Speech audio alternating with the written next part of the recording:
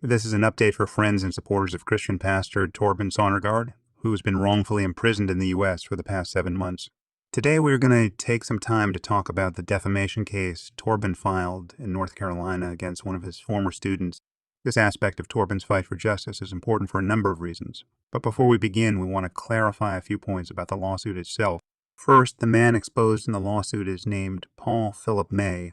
The complaint that was filed by Torben's attorneys alleges that after a personal falling out with Torben and the ministry's leadership, Paul May set out to get revenge by publishing misleading and defamatory statements related to Torben's application for asylum, his ministry, and his personal conduct.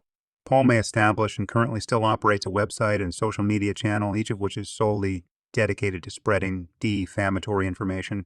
Additionally, the complaint alleges that Paul May communicated with officers from the U.S. Department of Homeland Security and made false allegations in coordination with European nationals. For those who are unaware, providing false information to federal law enforcement is a serious crime that could result in up to 5 years in prison. See Title 18 U.C. 1001. Making matters worse, Paul has not been fully transparent with his online audience about his own history and the real reason he dislikes Torben. Therefore, we feel it is appropriate to share following for those of you who consume his content online. First off, Paul has a history of questionable conduct that should be considered. A simple internet background check on the name Paul Philip May produces an extensive criminal history report that includes being charged with providing fictitious information to an officer, obtaining a driver's license by fraud, embezzlement by fiduciary, displaying another's driver's license as your own, and secret peeping. And then, of course, is the obvious question, what is Paul's motive for spending so much time and energy trying to cancel Torben? In order to understand this, we offer the following background story according to students who were a part of Torben's ministry school at the time and had known Paul well. The story begins when Paul attended one of the last Reformation's 7-week training camps in North Carolina during the spring of 2020. According to students, Paul would volunteer his skills and time to help complete special tasks around the campus, such as painting and running errands to obtain supplies for the school. As time passed, Torben and the staff became well acquainted with Paul. Paul self-identifies as a prepper or someone who proactively prepares for emergencies such as natural disasters and civil unrest. He would commonly boast about his gun collection and his connections to law enforcement. One individual said they witnessed Paul tell an employee at Home Depot he was a military veteran, when in fact he is not. Other students said that Paul regularly would try to convince them of conspiracy theories and seemed to believe that he knew more about the world than everyone else. During that summer, while Paul was attending the school, the COVID-19 pandemic hit. Upon information and belief, Paul, his wife, and his children were living near Charlotte at the time and expressed to Torben that it was difficult to obtain supplies for daily living, such as food and toilet paper. So Torben invited Paul and his family to come live at the campus, which consisted of a hotel-like structure with individual rooms and bathrooms. Torben's youngest daughter and one of Paul's daughters also developed a very close friendship, and Paul and his wife experienced important breakthrough in their marriage, which had been strained before coming to the school. However, toward the end of the semester, Paul made a surprising claim that raised concern among the staff. Paul was telling students he had received revelation that a prophecy detailed in the popular novel The Harbinger by Jonathan Cahn was about him and required him to travel to New York City to plant some flags at Ground Zero where the Twin Towers has collapsed on 9/11. He claimed that once he planted the flags, a great awakening would start in America. And from there he was going to make his way down to Washington, D.C., gathering people from the cities and towns along the way. He envisioned arriving in D.C. with thousands of people behind him and plenty of media coverage of his movement. He believed that God had sovereignly chosen him to perform this historic act. When Torben and the ministry staff learned of this, they tried to pastor Paul and told him they did not agree with his perspective. Not only would Paul be disrupting the school's graduation, but they suggested that he was not accurately hearing the voice of God and asked him not to go. Upon information and belief, Paul ignored Torben and the leadership's request and traveled to New York City under the guise of fulfilling the purported prophecy. He planted the flags and nothing happened. Paul returned to North Carolina, and according to students, instead of humbling himself, he became defensive. Torben attempted to counsel Paul and invited him to return to the school if he was willing to admit he was wrong, but this made Paul extremely angry. Paul made his family leave the school, which was very upsetting to Paul's wife and daughters who had since given their lives to Christ and enjoyed being a part of the community, angry that Torben and the leadership were asking for accountability, and angry that his life was now also in disarray, Paul seems to have become emotionally deregulated and formed a personal vendetta against Torben. Based on information and belief, it was at that point Paul got in contact and teamed up with members of the same coalition that was responsible for the slanderous campaign against Torben in Denmark. This group included a former employee of Torben's ministry and a businessman from France. Together, they began making false reports to government authorities about Torben for the purpose of having Torben arrested, detained, criminally charged, and deported.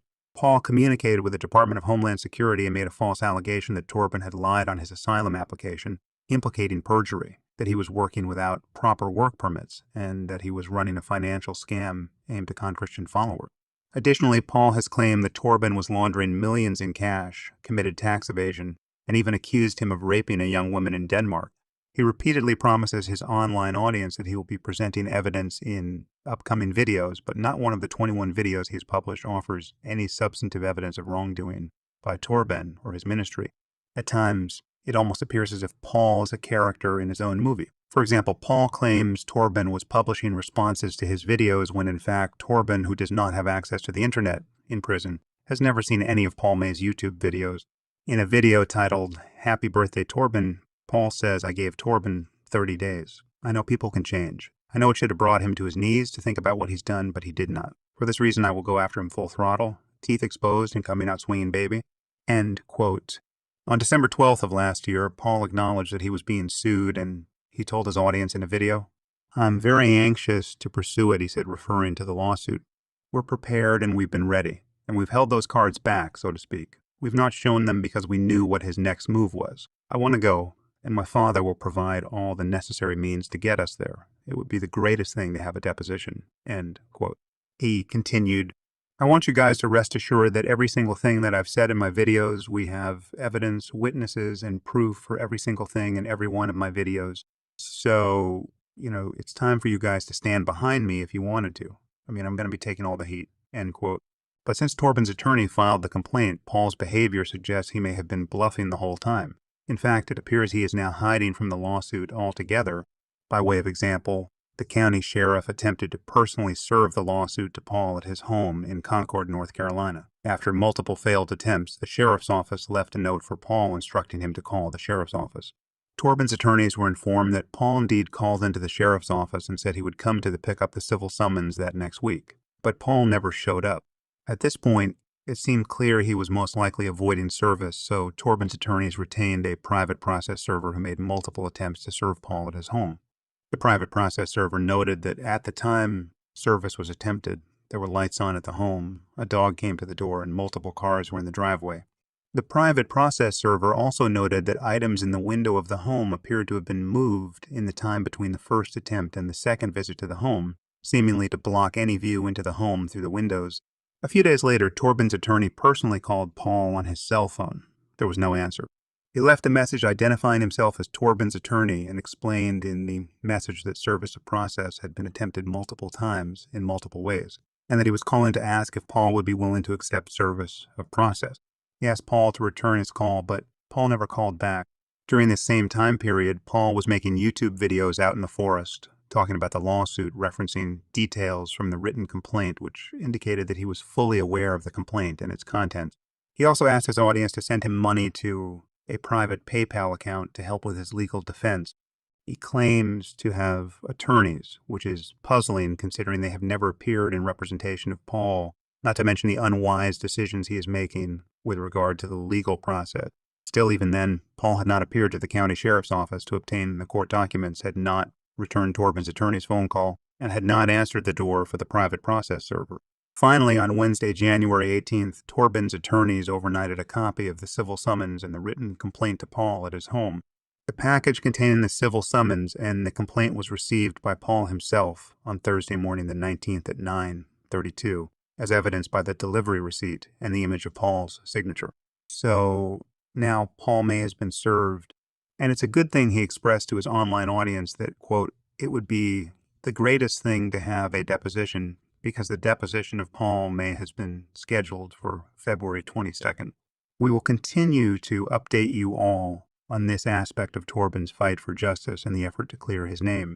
If you have any information that could be helpful to this case, we invite you to come forward and contact Torben's attorneys at friendsoftorben.com. Thank you for listening to this update.